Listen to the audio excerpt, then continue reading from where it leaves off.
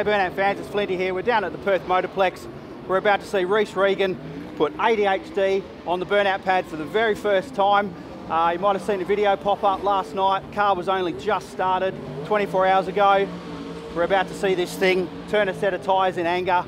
We've seen the build of this thing on the Real Restorations page over the last, 6 to 12 months, been piecing this together? Just under that. Yeah, so 12 months from virtually nothing to what you see here today. To say it was a monumental effort is an understatement. I've saw pictures of this car when it was first started and there was virtually nothing. So yeah, it's a credit to you, Reece. This thing is awesome.